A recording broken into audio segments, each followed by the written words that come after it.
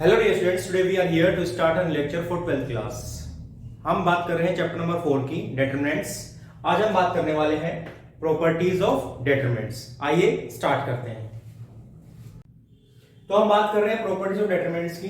First property हमारी, if we interchange rows into columns, it means we change rows into columns or columns into rows, then the value of determinant will be unchanged. means अगर हम किसी determinant के rows को columns में लिख लें और columns को rows में लिख लें, means जैसे हम ट्रांसपोज करते हैं मैट्रिक्स का, तो इसका ट्रांसपोज कर दें तो determinant की वैल्यू में कोई चेंज नहीं आता, उसकी वैल्यू वही आएगी सोल्व करने के बाद जो पहले आ रही थी। तो ये हमारी फर्स्ट प्रॉपर्टी है, मींस हम यहाँ रोज और कॉलम को इंटरचेंज कर सकते हैं। सेकंड हम बात करते हैं, if any two row column of a determinant be interchange, means दो रो को आपस में इंटरचेंज कर दिया। तो अगर दो कॉलम को या दो रो मींस जैसे एक कॉलम R1 है, C1 है हमारे पास, एक C2 है, मींस C1 और C2 को हम इंटरचेंज करना चाहते हैं, तो हम ऐसा कर सकते हैं। वो होगा क्या कि जो डिटरमिनेंट की वैल्यू है उसका साइन चेंज हो जाएगा। साइन चेंज हो जाएगा मींस अगर उसकी वैल्यू पॉजिटिव आ रही थी तो अब सोल्व करने के बाद नेगेटिव आएगी, मींस पहले नेगेटिव आ रही थी तो अब पॉजिटिव आएगी, मींस उसका साइन चेंज होगा, वैल्यू चेंज नहीं होगी। तो हम दो कॉलम को या दो रोज को आपस में इंटरचेंज कर सकते हैं, बट उसका साइन चेंज होगा। थर्ड प्रॉपर्टी की बात करते हैं, इफ एनी टू रो और column of determinant are identical, means कोई दो रो आपस में आइडेंटिकल हो या प्रोपोर्शनल हो, या फिर दो कॉलम आपस में आइडेंटिकल हो या फिर प्रोपोर्शनल हो, तो उस डिटरमिनेंट की वैल्यू 0 हो जाती है। हम बात करते हैं फोर्थ प्रॉपर्टी की, if all the elements of a row और a column of determinant is multiply by any non zero number k, means अगर हम किसी डिटरमिनेंट को किसी उसकी एक रो को या कॉलम को किसी कांस्टेंट नंबर से मल्टीप्लाई करते हैं तो डिटरमिनेंट की वैल्यू भी उस नंबर के टाइम्स जो है होगी। मींस जैसे k से हमने मल्टीप्लाई किया रो फर्स्ट में, तो ओवरऑल डिटरमिनेंट का जो आंसर आएगा वो k टाइम्स आएगा ओरिजिनल वैल्यू के।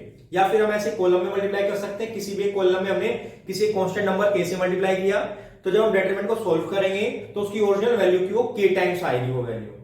तो ये था हमारा फोर्थ प्रॉपर्टी। हम बात करते हैं फिफ्थ प्रॉपर्टी की, if each element of any row और a column consist of two terms then the determinant can be expressed as the sum of two determinants, means अगर किसी एक रो या कॉलम के सभी एलिमेंट्स दो दो एलिमेंट्स के सम के रूप में हैं, तो हम उस डिटरमिनेंट को दो डिटरमिनेंट के सम के रूप में एक्सप्रेस कर सकते हैं। यहां हमारा लास्ट प्रॉपर्टी है, मींस किसी भी एक रो या कॉलम के सभी एलिमेंट्स अगर 0 होते हैं तो उस डिटरमिनेंट की वैल्यू हमेशा 0 आती है। इन प्रॉपर्टीज को एक बार हम देख लेते हैं, हम क्या बात कर रहे हैं। जैसे हम बात करेंगे तो सब कुछ क्लियर हो गया। फर्स्ट पॉइंट तो कि ट्रांसपोज करने से डिटरमिनेंट की वैल्यू चेंज नहीं होती, हम रोज को कॉलम्स में और सभी कॉलम्स को रोज में चेंज कर सकते हैं। सेकंड हम बात करते हैं फॉर टू रो और column of determinant interchange, means जैसे हम बात करें, हम एक छोटा सा डिटरमिनेंट लेते हैं। हमारे पास एक डिटरमिनेंट है A B C D, ये हमारे पास एक डिटरमिनेंट है। हम क्या कर रहे हैं, इसमें तो दो ही कॉलम है तो इन कॉलम को इंटरचेंज कर देते हैं। जैसे हम यहाँ पे क्या कर रहे हैं, C1 इंटरचेंज विद C2, हमने इंटरचेंज कर दिया। तो यहाँ पे हमारा जो नेक्स्ट बनेगा डेल्टा वो क्या बन जाएगा, BD AC।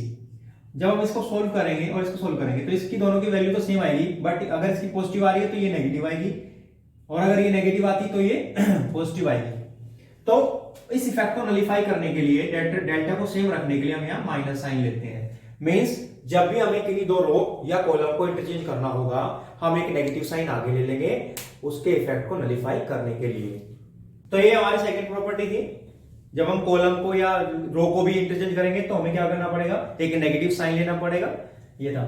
हम बात करते हैं थर्ड प्रॉपर्टी की, इफ एनी टू रो और column of determinant are identical, means हम बात करें जैसे हमारे पास कोई एक है, ये 2:2 का लिया, 3:3 में भी सेम होगा।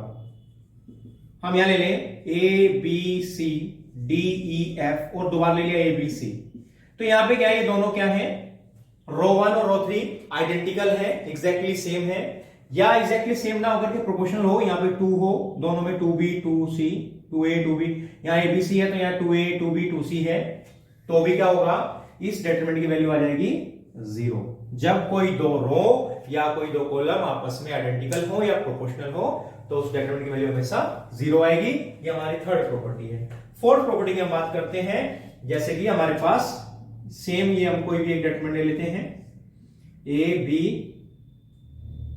C D, ये 4 एलिमेंट्स का हमने ले लिया। तो अगर हम किसी एक रो को मल्टीप्लाई करते हैं, जैसे हमने यहां पे डेल्टा वन अगर हम लेंगे, हमने इसको कर दिया के ए, के बी और ये हमारा सी डी है। तो ये जो आएगा इस डेल्टा वन की वैल्यू आएगी, ये आएगी के डेल्टा, मींस इसकी जो वैल्यू आनी थी उसकी के टाइम्स आ जाएगी। किसी एक रो को हमने मल्टीप्लाई किया कैसे, तो यहां हम क्या करते हैं, लेट अस सपोज हमें किसी भी रो या कॉलम में मल्टीप्लाई करना है किसी कांस्टेंट नंबर का, तो उस इफेक्ट को नलिफाई करने के लिए हम डिटरमिनेंट को उस नंबर से डिवाइड करेंगे। मींस हम यहां क्या लिख सकते थे, डेल्टा बराबर 1 बाई के ए, के बी, सी डी। तो अब ये डिटरमिनेंट की वैल्यू सेम आने वाली है, क्योंकि अगर हमने के मल्टीप्लाई किया है किसी एक रो में तो हमने उसको बाहर डिवाइड भी करा है।